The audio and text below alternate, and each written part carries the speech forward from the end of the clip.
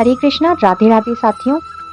सुनेंगे पवित्र पावन उत्पन्ना एकादशी की पौराणिक व्रत कथा, जिसको सुनने मात्र से ही विष्णु भगवान, माता लक्ष्मी और माता एकादशी अत्यंत प्रसन्न होते हैं और अपनी कृपा बरसाते हैं।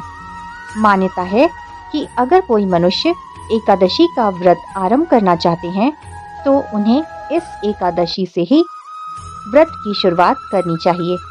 उत्पन्ना एकादशी के दिन भगवान श्री हरि विष्णु, माता लक्ष्मी की पूजा करने से व इस दिन व्रत उपवास करने से आरोग्य, सुख, शांति, संपदा, मोक्ष और संतान की प्राप्ति होती है।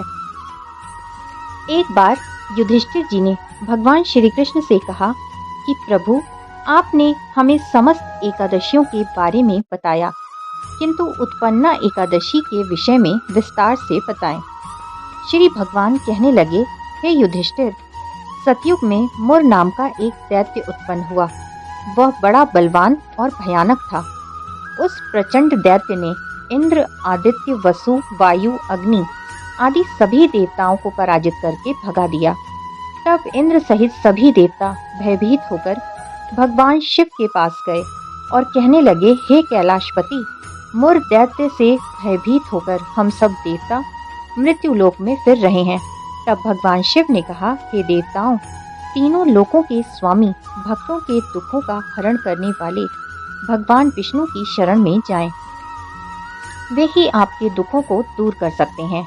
शिव जी के ऐसे वचन सुनकर सभी देवता क्षीर सागर में पहुंचे और कहा कि हे मधुसूदन, आप हमारी रक्षा करें। इंद्र के ऐसे वचन सुनकर भगवान विष्णु कहने लगे, हे इंद्र, ऐसा मायावी दैत्य कौन है जिसने सब देवताओं को जीत लिया है? उसका क्या नाम है? उसमें कितना बल है और किसके आश्रय में वह है और उसका स्थान कहाँ है? ये सब मुझे विस्तार पूर्वक कहो। यह सुनकर इंद्र बोले, भगवन, प्राचीन समय में एक नाड़ी जंग नामक राक्षस था। उसके महापराक्रमी और लोक विख्यात मुर नाम का एक पुत्र हुआ। उसकी चंद्रावती नाम की नगरी है। उसी ने सब देवताओं को स्वर्ग से निकालकर वहां अपना आधिपत्य जमा लिया है।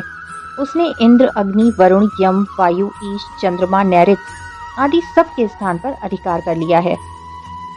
सूर्य बनकर स्वयं ही प्रकाश करता है, स्वयं ही मेघ बन बैठा है और सबसे अजय है। हे असुर निकंदन, उस दुष्ट को मारकर देवताओं को अजय बनाइए। यह वचन सुनकर भगवान ने कहा, हे देवताओं, मैं शीघ्र ही उसका संहार करूंगा। तुम चंद्रावती नगरी जाओ।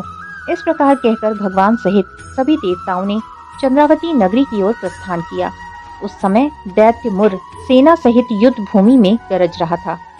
जब स्वयं भगवान रणभूमि में आए तो दैत्य उन पर भी अस्त्र शस्त्र आयुध लेकर दौड़े, तो भगवान विष्णु ने उन्हें सर्प के समान अपने बाणों से बींध डाला। बहुत से दैत्य मारे गए, केवल मुर बचा रहा। वह अविचल भाव से भगवान के साथ युद्ध करता रहा। भगवान जो भी तीक्ष्ण बाण चलाते वह उसके लिए पुष्प सिद्ध होता। उसका शरीर छिन्न भिन्न हो गया, किंतु वो लगातार युद्ध करता रहा। दोनों के बीच मल्ल युद्ध भी हुआ। 10,000 वर्ष तक उनका युद्ध यूं ही चलता रहा, लेकिन मुर नहीं हारा। थक कर भगवान कुछ देर के लिए विश्राम करने के लिए बद्रिकाश्रम चले गए। वहां हेमवती नामक सुंदर गुफा थी। उसमें विश्राम करने के लिए भगवान उसके अंदर प्रवेश कर गए। यह गुफा 12 योजन लंबी थी और उसका एक ही द्वार था। विष्णु भगवान वहां योग निद्रा की गोद में सो गए। मुर भी पीछे पीछे आ गया और भगवान को सोया देखकर मारने को उद्यत हुआ। तभी भगवान के शरीर से उज्जवल कांतिमय रूप वाली एक देवी प्रकट हुई। देवी ने राक्षस मुर को ललकारा, युद्ध किया और उसे तत्काल मौत के घाट उतार दिया। श्री हरि जब योग निद्रा की गोद से उठे तो सब बातों को जानकर उस देवी से कहा कि आपका जन्म एकादशी के दिन हुआ है, अतः आप उत्पन्ना एकादशी के नाम से पूजित होंगी और आपके भक्त वही होंगे जो मेरे भक्त हैं। उत्पन्ना एकादशी व्रत कथा संपूर्णम। बोलो लक्ष्मीपति श्री हरि विष्णु भगवान की जय। एकादशी माता की जय।